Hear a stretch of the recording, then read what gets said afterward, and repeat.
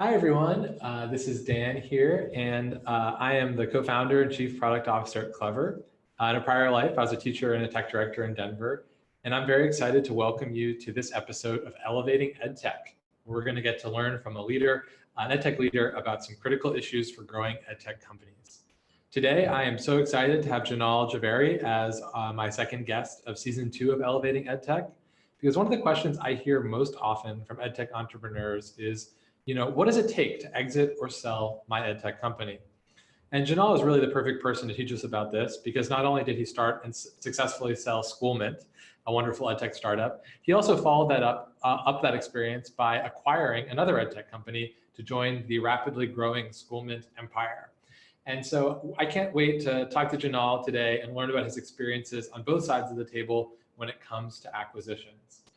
And in just a second, I'll ask Jinal to tell us about his experience starting SchoolMint and what happened after that. But first, I want to cover a few housekeeping details. So today, I'll kick things off by asking Jinal some questions that I prepared that I'm curious about for the first 30 minutes or so. Then I'm going to hand the mic over to all of you. So please submit your questions for Jinal via the webinar tool in your Zoom webinar. Or if you'd like to be top priority and rise to the top of the queue, please tweet them. And if you're going to tweet them, please tweet them with an @ mention of Clever and the hashtag Elevating EdTech. Like I said, we will be prioritizing Twitter questions over Zoom questions, so please ask your questions that way. And then last but not least, if you have your pencils and your notebooks out and you're scribbling furiously to take notes, relax, enjoy yourself. You don't need to take notes. This session is being recorded and we will email the recording out to you in just a day or two.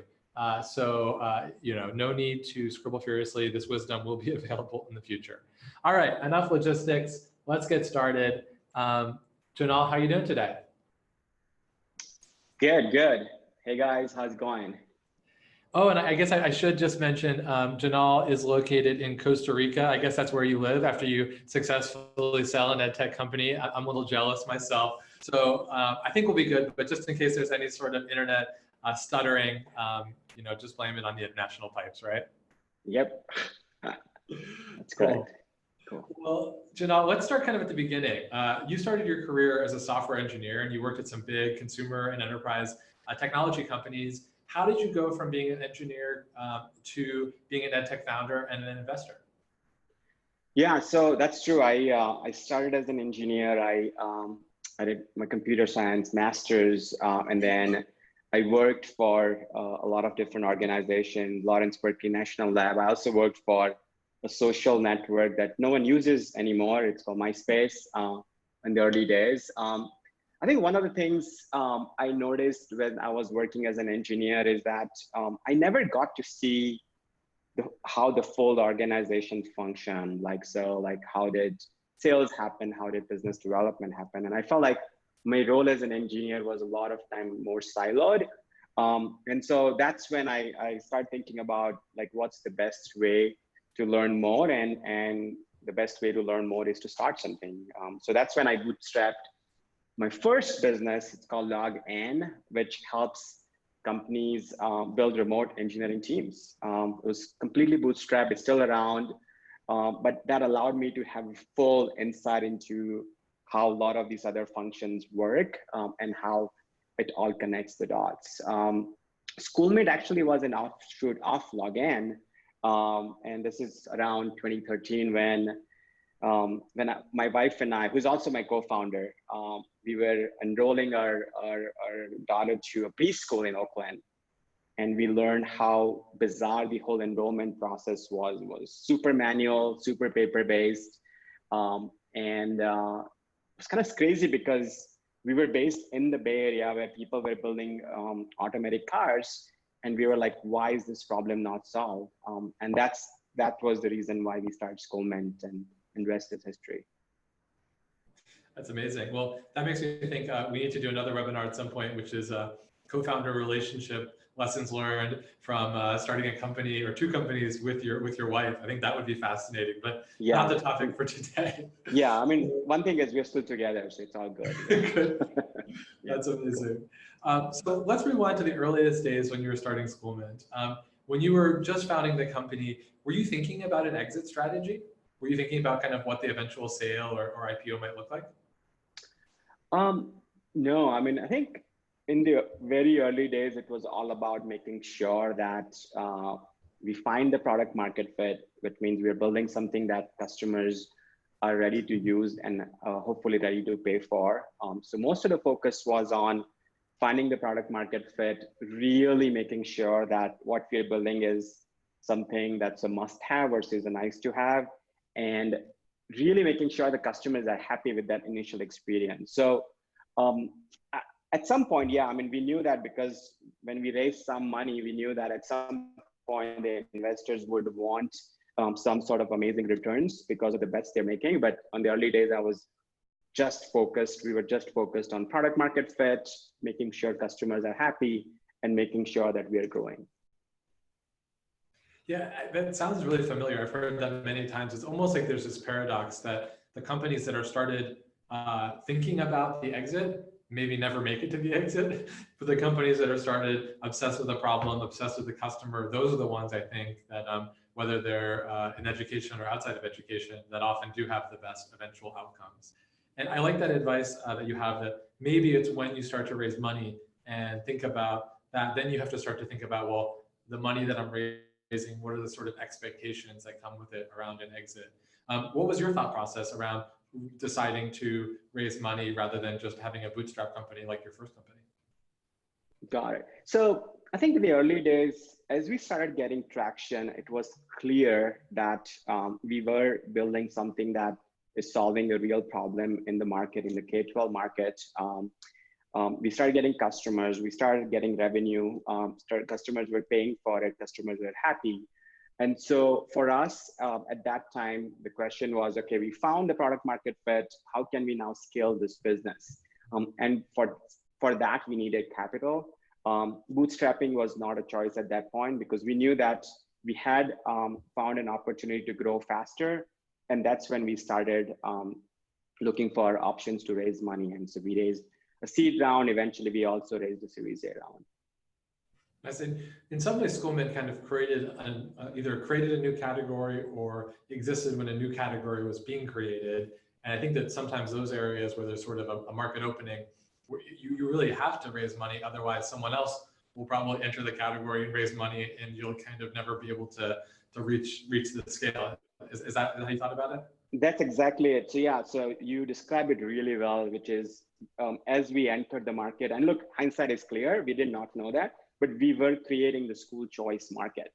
And what was driving is the school choice trend and regulations that were opening up. And so as soon as we found that, okay, we are doing this, and if we don't grow fast, someone else will definitely enter the market and take the share. And that's when we raised our Series A round. Yeah. And you know, one thing that I hear from companies sometimes is they're like, well, I want to grow quickly, but I don't have any funding, so I can't grow quickly. So I have to go out and get the funding so that then I can have growth. And it sounds like for you guys, you were able to find product market fit and even get some growth before you raised the funding. And how are you able to do that? How are you able to get those first initial sales and get that first initial growth? Yeah, so I think I would probably divide it up into smaller chunks. Like we took very small funding initially from Imagine K-12, which is now part of Y Combinator. That was like around 100K, but that was enough for us to build up the product, get some early customers, get our advice early on through founders, including you guys. That was enough to get us to the goal where, okay, we had a few hundred or so customers, paying customers. I think we got to around $1.5 million. That's when we realized that, okay, now we need to go up market, get bigger districts, bigger customers to work with, and we will need additional capital. That's when we raised the Series A round. I think it was around $7 million or so. But we were able to get to that, I would say the early customers using Imagine K-12 money. We had a seed round of around a couple $1 million, and then a Series A round that really allowed us to scale after that. That's amazing. And I love that, I think that one of the things that your story really shows is that sort of growth and success leads to fundraising, kind of not the other way around. If you're trying to first fundraise and then have growth and success, you're not going to have a very good time fundraising, right? I agree. And I think funding is not the goal, right? The goal is to grow the business, and then you can grow the business either using the funding or without using the funding. And you make a decision on, if you use the funding, can you grow much, much faster than without the funding? So I agree with you. I think a lot of people think that funding is the end goal. That's not. It's actually just adding fuel to the fire that's already there. Yeah. And I think that question of, is it better to grow with the funding, with external fundraising or without, is one that a lot of people think about and ask me about. How would you help a startup thinking about that? Maybe what would be a good example of business that probably shouldn't go out and raise, venture capital funding? Yeah, so I think that's a great question, and I think it's all about understanding the venture math. The key thing about the venture math is, and venture is a type of asset class that you can use to fund. There are other asset classes too, including taking debt, including private equity. Venture asset class is perfect for businesses that are extremely high growth and that can hopefully get to that 100 million plus in revenue in less than 7 to 8 years. So just to be honest to yourself, is that what your business is? And is venture the right asset class? And are you able to actually give those types of returns and grow that much in the amount of time that venture expects you to? If not, then there are other ways to raise money and fund your business. Explore those. Yeah. And just because you can make a spreadsheet in Excel that has 7 years from now, $100 million in one of the boxes, that might not really mean that it's a realistic projection, right? I completely agree. Yeah. And I think it's just brutal honesty with yourself, right? I mean, you can bullshit the investors, you can do other things, but just be honest about, is the market ready to grow that fast? Is your product the right product that's going to get to that growth? If not, then don't take venture. Especially don't take Series A or Series B rounds, because it's probably going to hurt your business than help you. Yeah, and let's just talk a little bit more about that. What would be the disadvantage? Founders might say, well, hold on, some person's going to give me $7 million, $5 million, and I don't have to give up all the control of my company. Why would I not say yes? What would be the downsides of raising that Series A if maybe your company wasn't a great fit? Right. I think the biggest downside is you will now have a real pressure to grow, and because organically your market or your product does not support that growth, you are going to start doing things that actually does not make sense. That means start building things that are outside your core product that you shouldn't be building, or start using advertising and other channels, marketing channels, where you're spending more money than actually you are getting.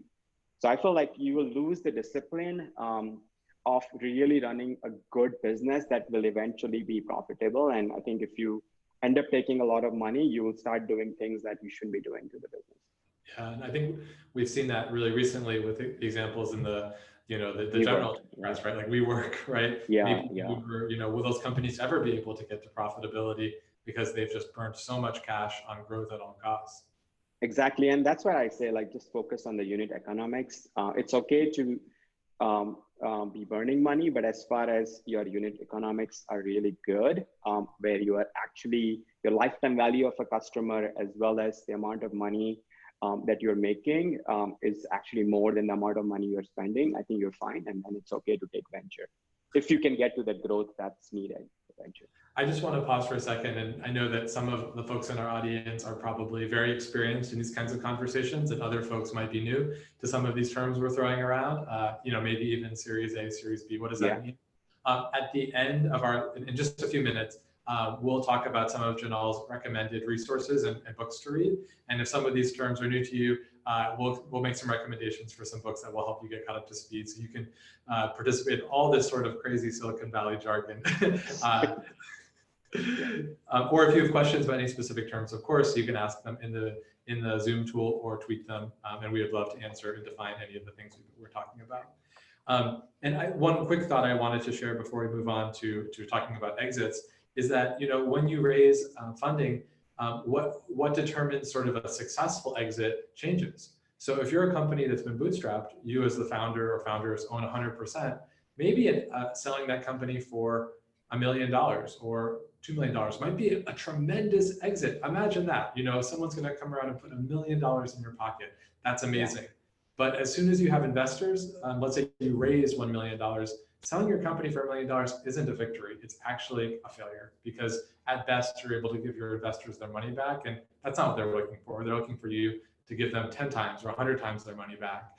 And so all of a sudden things that would be really personally maybe successful for you become less successful. I completely agree. Yep. All right, so Jinal, let's talk about the thing that maybe many founders dream of. Although I think in the education space, probably most founders are dreaming of impact, maybe more than the big payday. But hey, no one hates getting paid for their work. So for you, for SchoolMint, you've raised a Series A. You're going after these big districts. You're growing like crazy. How did this exit happen? What was sort of the process that led to your acquisition? Yeah, so it was kind of a process where we raised Series A, we grew the business significantly, almost 3-4x after that. And we were in the process of figuring out like, what do we need to do to go from here to the next step? The natural thing for us to do was explore Series B. We were in the process of almost signing this term sheet for Series B. That's when we started getting some of these companies, as well as some of the private equity firms interested in acquiring us. So that's when we started asking ourselves are we better off raising more money on the venture side and then get to that next goal, which could have been like another year or 2 years of 100% year-over-year growth? Or are we better off with the other approach, which is going down the exit route? After talking to a lot of other founders, investors, it was clear that we were in a space where even though we were growing well, the space itself, K-12 market itself, is a slow growing market. And so we knew that it would be very tough for us to continue to justify additional venture money and keep growing that at the pace of 100% year-over-year. We thought that if we would have gone and taken that exit, which was available to us at that point, not only we would be able to grow more in a more sustainable way, we would also creating amazing returns for our investors who had invested early on, as well as employees and founders. And so it was, at the end of the day, it was about like, what type of money is the right money for SchoolMint at that stage, and we chose the exit route instead of taking additional venture money. That's a super powerful and thoughtful way to think about that. And as you were thinking about the different folks who were interested in maybe the acquisition, how did those conversations go down? How did you decide who would be the right fit? Was it just an auction, or were there more factors that were in play there? Yeah, so one amazing thing about K-12 is because it's a very slow growing market, most of these big companies that are out there, they're not able to grow organically. And so as soon as you have a good product market fit, happy customers, and you're growing, they are going to notice, and they are going to come to you, and they would want to talk to you. So we had these discussions over time. We kept a relationship with some of these companies that were interested, but we were still mostly focused on growing the business. So it was a little bit easy because we got almost at the same time, we got 2 offers. And then we used those offers to get additional offers to see like what's out there and who are the other potential acquirers. So it's a process. It's almost like the process that you would use for raising money. Now you're using the same process to see, you have a couple of acquirers, who are the other potential acquirers, and then see what's the best outcome for your investors and for the company. And so that's what happened to us.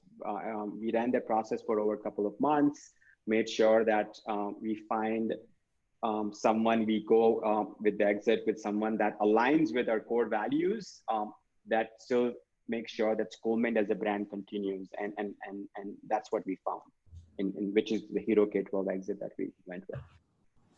Yeah, that's amazing. And then I think one of the things that I was so excited for me as someone who's a big fan of you and your work was that Hero K-12 acquired you, but then rather, sometimes you hear these stories of like a company gets acquired and then, it's doing so great, but then slowly but surely it kind of fades away and doesn't provide as good customer service. But kind of the opposite happened. The SchoolMint brand became the brand for the whole umbrella organization, and you got to take a really incredible role running as platform CEO. So what was it that made the heroes so excited about SchoolMint that they decided to use your brand and give you kind of this incredible promotion? Yeah, so that was definitely something that I didn't expect going into the process. But as after the exit, as we got acquired, it was very clear that our investors, which is BV Investment Partners, they wanted to deploy $150 million to build a platform that helps schools attract, enroll, and retain students. And SchoolMint had an extremely strong brand with their customers. Our customers loved us. And because of that, it was very clear that SchoolMint would be the lead brand for the whole platform. Given the goals that the investors had and the vision that I had from day one, there was a strong alignment. And that's when the investors asked me, like, if I want to step up and run the whole platform. It's very different to run a private equity owned company compared to a venture owned, but I took up that job and I don't regret it. It was a lot of fun, a lot of learning, and I felt like I was the best person to run their platform. That's so exciting. And then that meant that you got to have an incredible experience. You just went through an acquisition, but then you got to sit on the other side of the table and you got to kind of think, what other companies should we add to this portfolio to grow the SchoolMint organization? And so when you were looking to make an acquisition, what did you look for? How did you kind of figure out what companies would be the right ones to acquire? Yeah, that's a great question. So I think it was kind of three-step process. First is we kept hearing from customers about things that we should be building. And so we always were getting requests from customers about either the features or additional products that make sense with our vision of helping schools attract, enroll, and retain students. And it became a buy versus build decision. A lot of things we felt like we could build quickly and then give to the customers. But there were other things where we felt like it would take us years to build it and get to the scale. And so the thesis was that what are the things that we can buy and then fill those gaps that we continue to get requests from our customers about. So one of the first acquisitions we made was in the school security space, where we were helping schools retain families. And one of the biggest things the families were worried about is security of their students, especially with all this stuff around gun shooting and stuff like that happening at school. And so we made that acquisition because that was the product that we kept getting asked by our customers and see if we support it. So that was the first one. But overall, the goal was to see if it's something that makes sense for us to build in-house or something that we should go and buy from outside. Got it. And so once you decided, hey, this maybe would take too long to build in-house, how did you figure out which of the school security companies out there was the right one for you to acquire? So a couple of different ways. We asked our customers, we asked like, hey, who have you seen? Who are you happy with? Because for us, one of the most important things was that, okay, the product is good, but are they providing a good customer service to our customers? And so we talked to our customers, that gave us an input. We looked at the market, we did independent survey of the market that's out there. It's actually in K-12 because a lot of these documents and board meetings and stuff are publicly available. It's easy to go and see who is out there, which companies are doing better versus which companies are not. And so combination of our customer input as well as our own independent survey allowed us to then go and pick the companies that we eventually acquired. Got it. And as you were talking to those companies, doing due diligence, what would be a red flag? What would be something that even though maybe the company, had a lot of customers or maybe a good product, would have made you say, you know what, I'm not going to do it. This isn't going to be a good fit. Yeah, so I think it was kind of two things. One was culture and vision alignment, making sure that, because when you're merging or when you're buying a company, you're merging a lot more than just two businesses on an Excel spreadsheet, right? You're merging two cultures. It's hard if there's a misalignment on the vision and the overall core values that your company carries. So that was the most important thing, which is core alignment on the vision and the values. And then the second thing was happy customers. Again, I keep going back to that, but do they really, really care about their customers? Because remember that when you buy a company, now that product and that company is going to have your own brand name. And ideally, you want that to be additive. You don't want to acquire something where customers hate or they don't care enough about the customers. So that was the second thing that was extremely important for us. Yeah, I think that's been such a theme so far in our conversation about being obsessed with customers and having delighted customers, because I think it's just so true. That's really where everything starts. So I just want to give a quick reminder to our audience that in just a few minutes, we'll be taking questions from you. You'll get a chance to sit in my seat and ask Jinal whatever you'd like. So please make sure to ask those questions either through the Zoom tool or on Twitter with the hashtag #ElevatingEdTech. We're really excited to hear what you're curious about. All right, Jinal, just a couple more questions here from me. I think that the last one I'd like to add before we talk about your recommended books and resources is just, in our audience today, I'm sure we have a lot of early stage ed tech company founders and leaders. And imagine that they're at that stage where maybe they just have a couple employees, it's just 4 or 5 people, maybe working out of an apartment or a garage.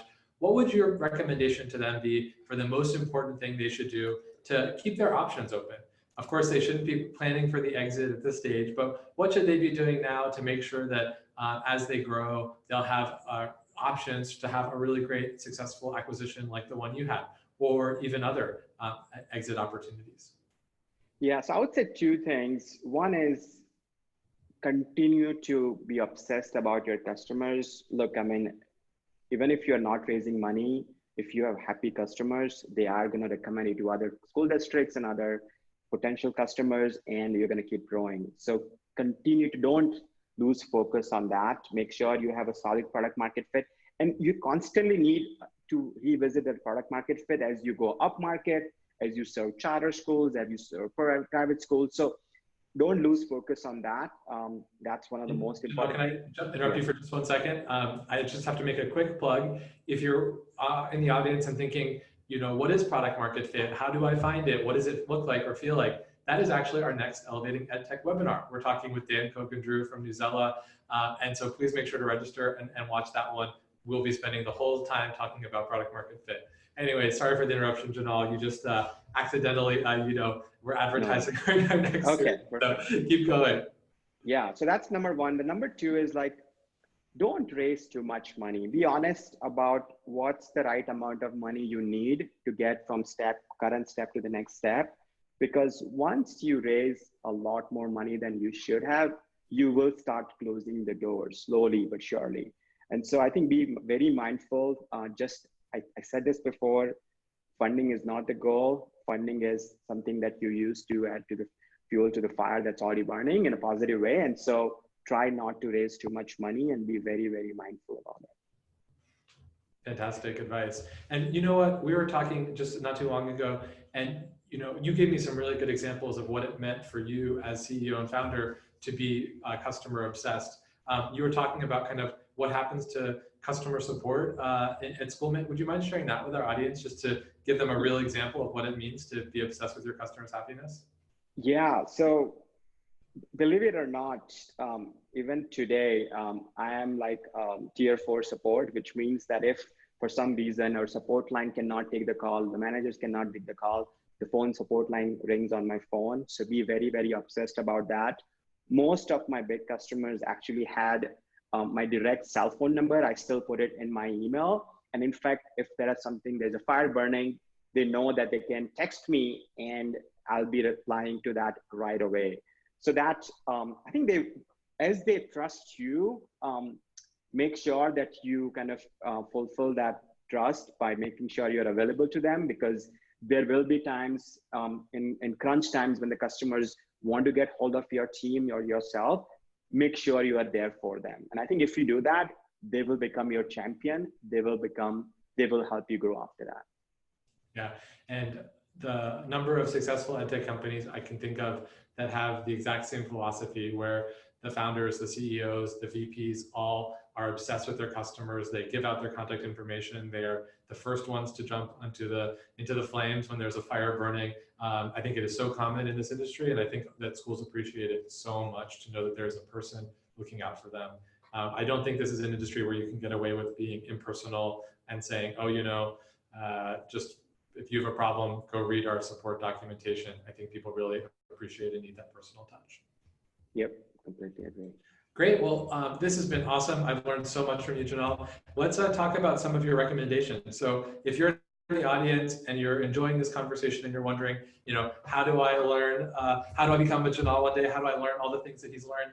He's put together a list of 4 or 5 of his favorite reads and resources for EdTech founders. And Jinal, could you just share a few words about what these things are and why you recommend them? Yeah, so I think as you'll see in the books, the theme, especially if you're a founder, you are forced to learn a lot of things very quickly.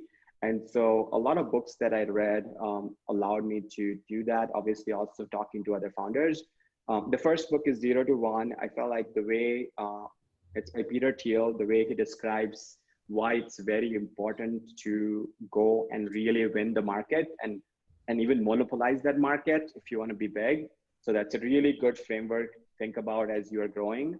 The second is actually an ebook, and it's a really good book as you're growing from just an early stage founder to a CEO of a big company. And there are a lot of things around how to set company-wide OKRs, how to manage your leadership team, how to grow that leadership team, and things like that.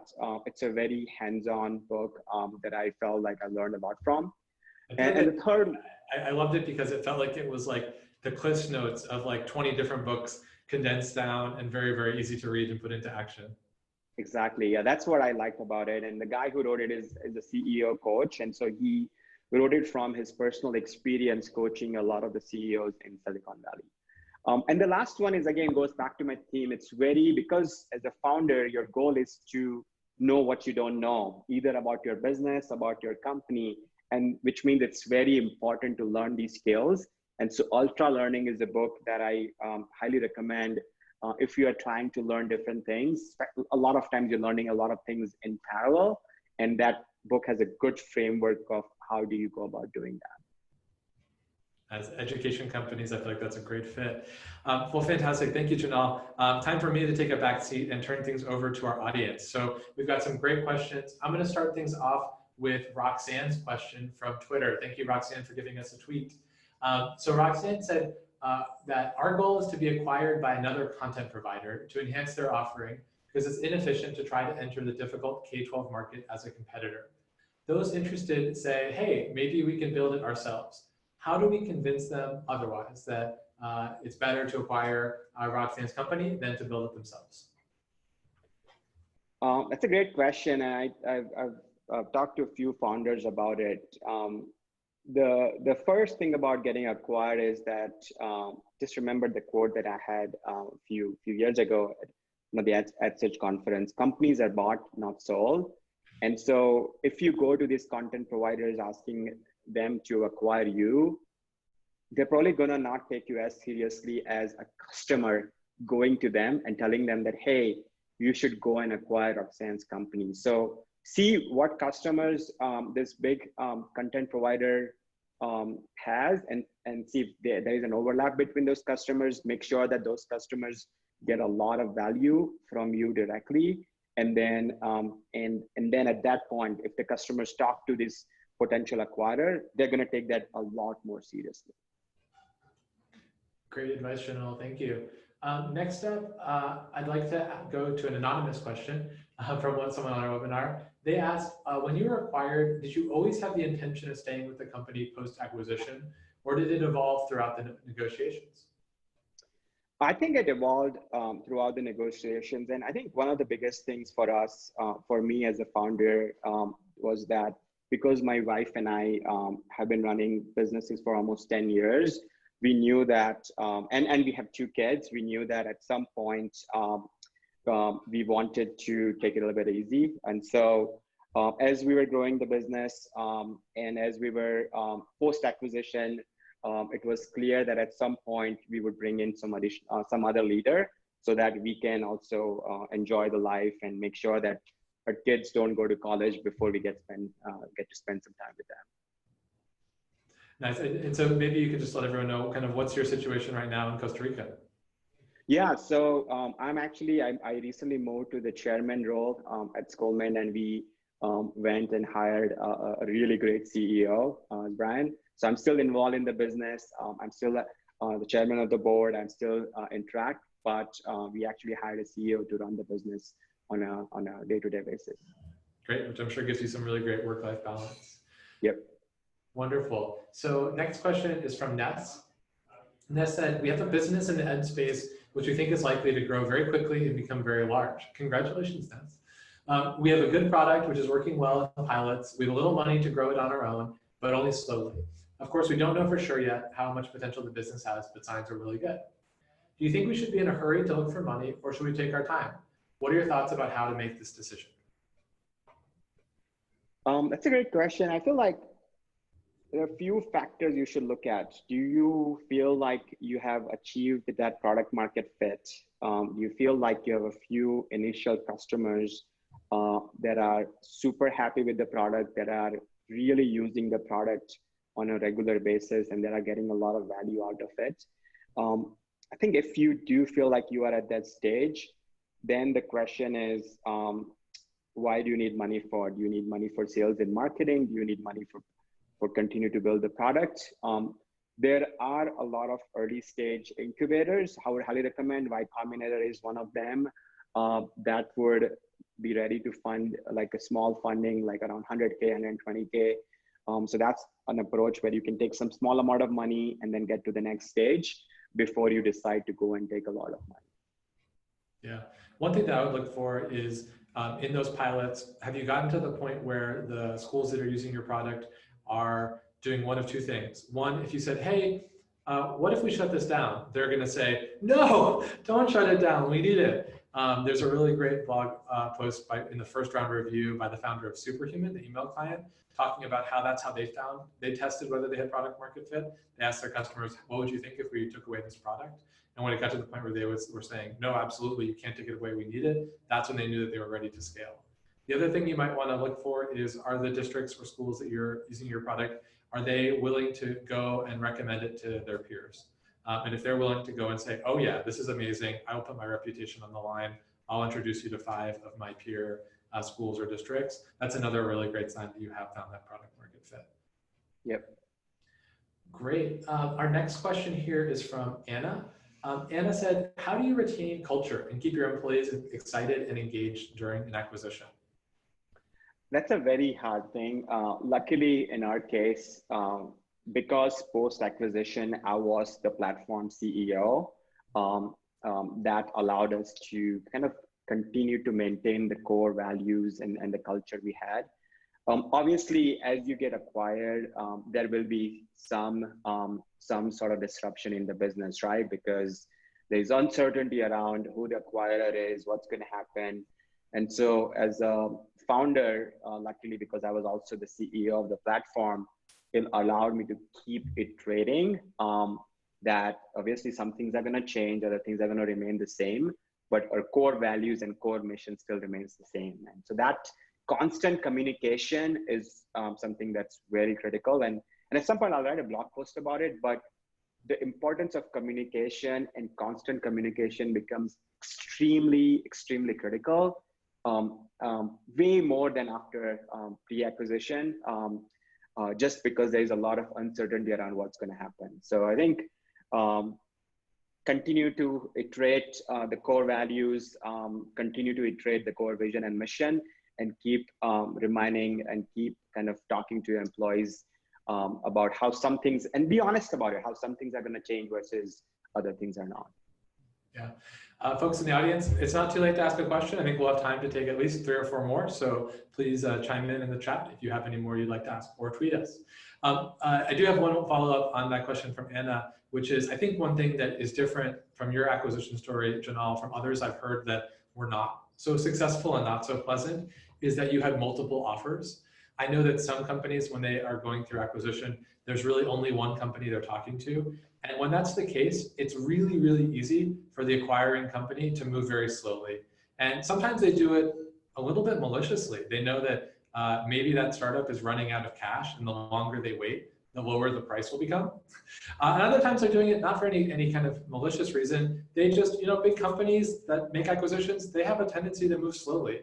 And when an acquisition takes a long time, I've heard 6 months, 12 months, 18 months of discussions, which is 18 months is extremely long. It can become a major distraction.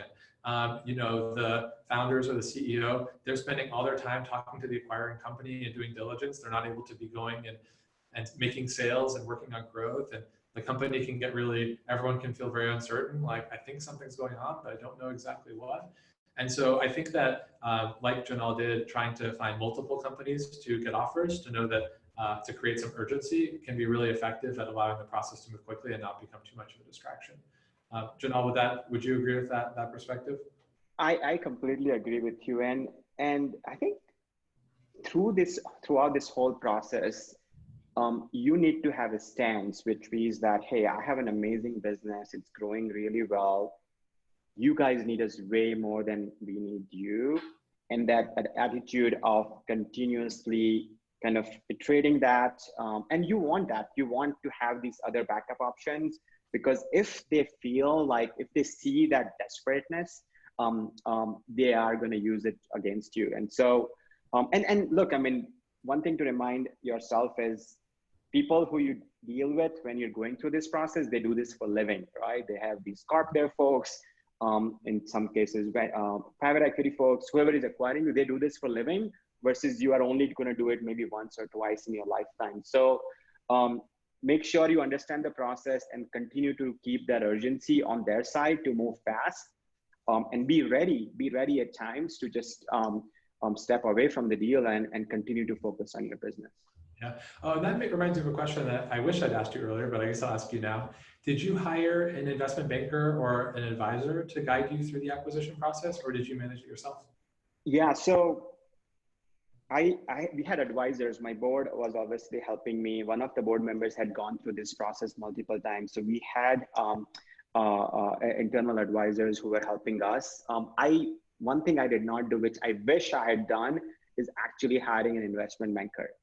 You have to be very careful though about hiring an investment banker, because especially when you're running a dual process of also possibly raising additional next round, because the word gets out. And so you have to be very careful on how you leverage an investment banker.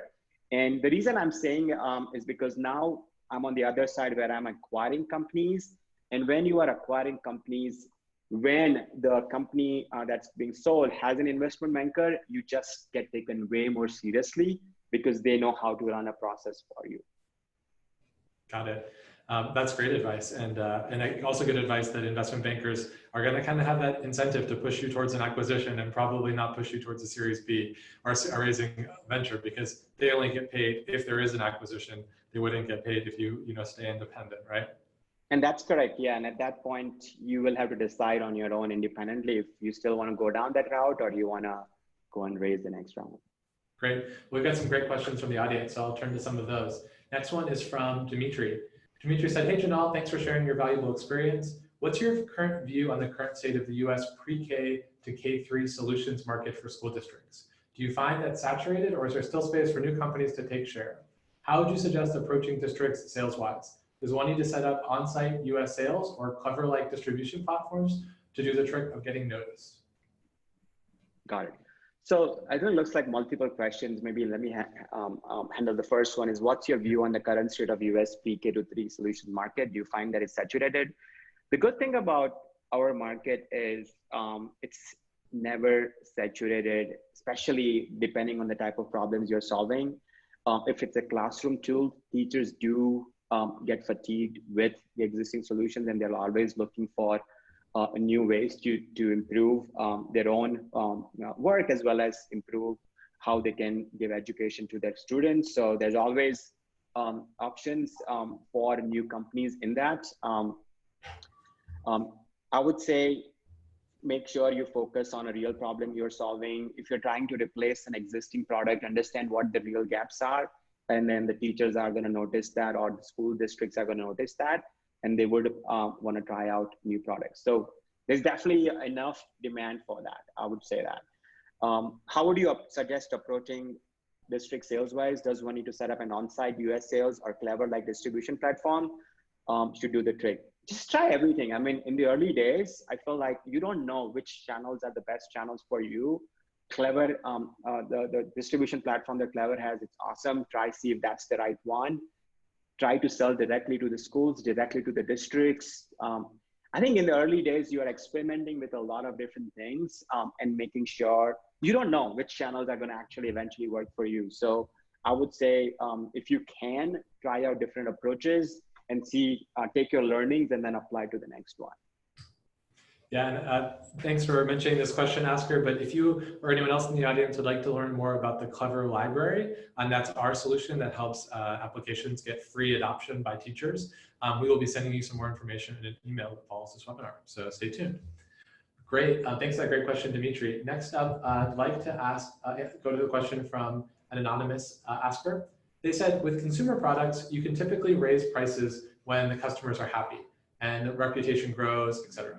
Do you have advice with this related to schools who never ever want to pay more or have their students pay more? That's a great question.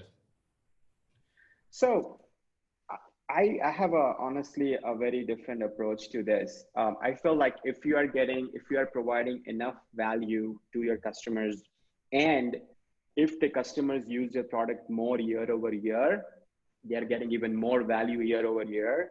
I think you should definitely have ability to raise your prices. Just to give an example, in the early days, in all the SchoolMint contracts, we had some sort of price increase baked in.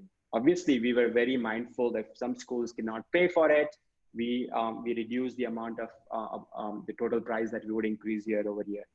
But basically, if the customer is getting value from your product, they should not have enough issues with raising your prices year over year. That's my take on that, and I've seen it firsthand. Obviously, I'm sure, I don't know if then you have a different experience on that. I do want to say that, you know, if you go to your customers in May, right before their June renewal, and you say, hey, just want to let you know that we're increasing our price 25% for June, you will probably not get a good reaction because school budgets are very fixed. They get planned a long time in advance. I like your approach to putting the price increases in your contract so they can plan for them and adjust their budgets accordingly. You don't want to surprise them with a price increase. Yep, I agree with that. Another approach I've seen some companies take is, you know, their earliest customers, they'll end up paying a lower price than their later customers. It's easier to raise your prices for a new customer than it is to raise your prices for an existing customer. And the education market is very big. So, you know, maybe you have 50 customers that joined you early on that are kind of grandfathered into a lower price. Maybe you don't sweat about that so much because you're focused on having that higher price with your next 1,000 customers. Yeah, and just want to add to that, I mean, one of the tactics I've seen is you version as you build your product and add additional features. And there's a kind of like a valid argument that, hey, the first version that you bought had only these features, and now the second version provides a lot more. And that's the reason why you're charging for it. And schools understand that. I like that. Next question is from London Matthews. And they say, after finding a niche in EdTech and having decent traction, 1,000 schools on a freemium model, they're having a hard time converting schools into paid customers. They've had many blog posts and people recommending us to other districts and invitations to present to large groups, and they've signed up for different conferences to gain more users. So they say, is the freemium model dead in the EdTech space? And should you offer free at all in this space? Because, you know, if you're offering something for free, will schools ever pay for it? What do you think about that, Jinal? Yeah, so take this with a grain of salt because I've never had any freemium model ever in my businesses. So I'm more of an outsider.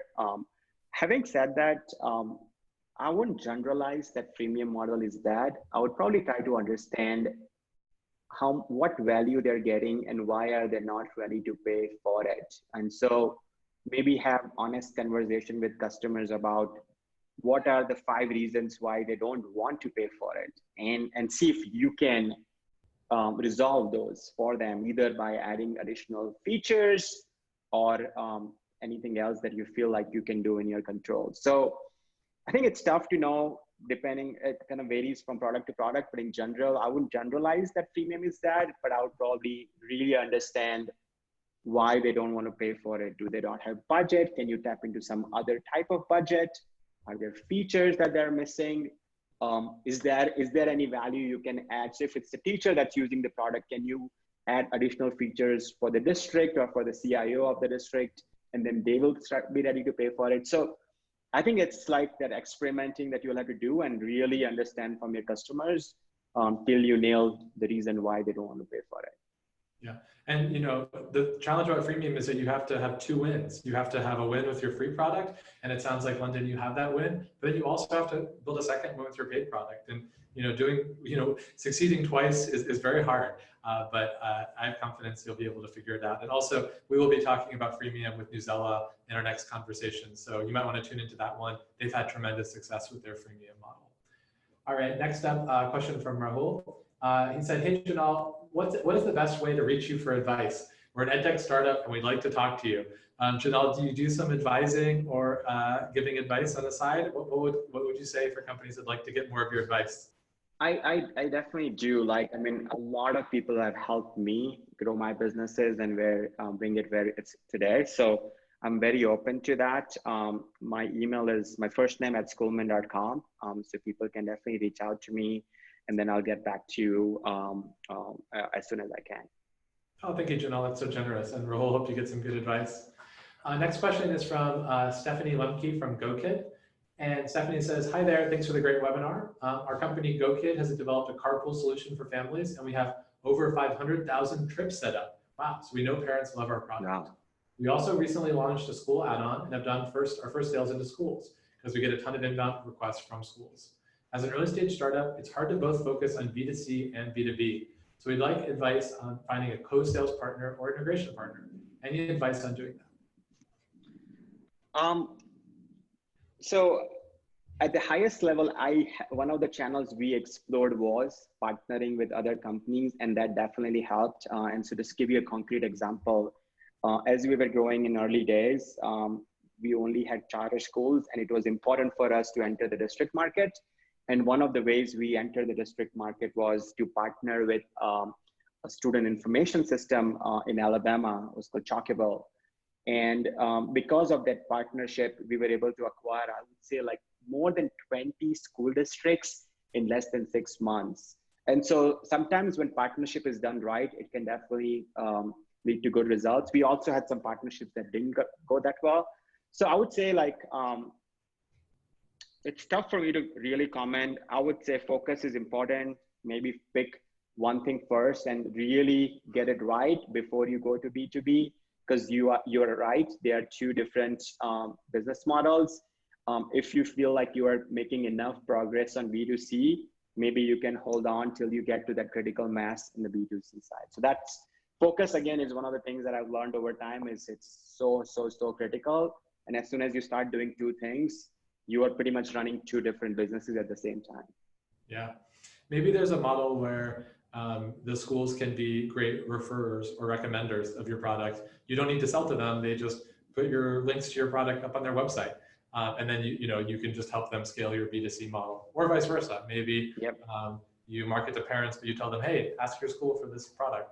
I think it is hard to run both a B2B and B2C model at the same time. We've got an anonymous question who says, hey, can you give me some advice for finding an investment banker and an advisor? And I'm sure Jinal will give you amazing advice, but I do want to give a quick plug to one of Clever's investors who's been one of our most helpful investors through the journey. And that's Deborah Quazzo from GSV Advisors. And Deborah does a lot of advising on M&A for edtech companies. I've seen her help a lot of great companies get sold. And so if you'd like to talk to Deborah, please reach out to me. I'd love to make that introduction. I'm sure she would love to give you some advice and see if you might be a good fit. But Jinal, beyond that recommendation, do you have any good advice for finding a good investment bank? So Deborah is amazing. I also know a few other investment bankers. So shoot me an email at jinal@schoolmint.com and I can make one-on-one introductions. There are like 3 or 4 investment firms out there that have been doing a lot of the transactions in K-12, and I know them pretty well. Great. I think that might be our last question. This has been fantastic. Jinal, thanks for joining us from Costa Rica. I'm so happy the internet connection worked perfectly. I know we've all learned so much from you.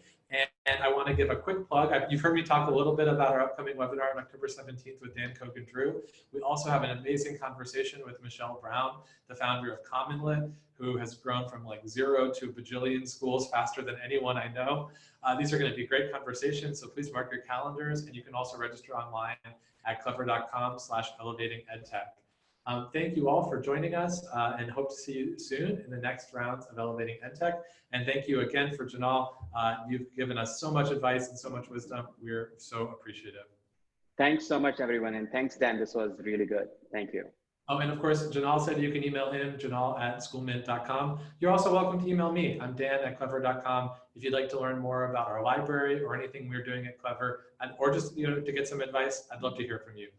Thank you all, and hope to see you soon in a couple weeks. Thanks, everyone. Bye.